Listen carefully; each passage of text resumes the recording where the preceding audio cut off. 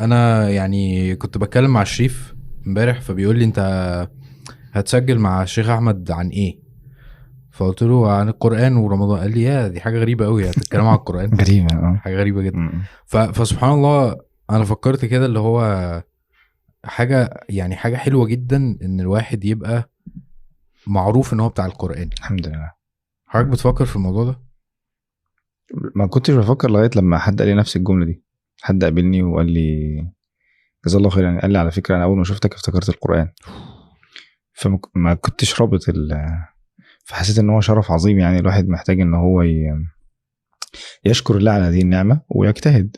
ما يبقاش إن هو ناس الله يعني السلام، ما يبقاش إن هو بيتكلم وهو أصلا إيه تأمرون الناس بالبر وتنسون أنفسكم. فما قال لي الجملة ما كنتش رابط بقيمتها يعني.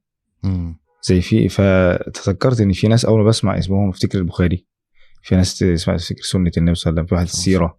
ففعلا يعني دي حاجة ممكن الإنسان بعد كده حتى يطبقها، إن هو لما بيركز في حاجة خصوصا لو حاجة ليها شرف عند الله سبحانه وتعالى هي اللي بترفعه. يعني مم. هي دي لأن أغلبنا بيعرف نفسه، وده مش غلط يعني، بس أغلبنا بيعرف نفسه بأمر دنيوي مم. وبيكتسب الرفعة من ذلك. والله سبحانه وتعالى ذكر الرفعة مع كتاب الله سبحانه وتعالى، بل ذكر إن اللي بيترك الكتاب ولو شئنا لرفعناه بها ولكنه أخلد إلى الأرض. فربنا اداله الآيات ورفعته، هو للأسف ترك هذه الآيات ونزل. مم. ربنا يعافينا يا رب.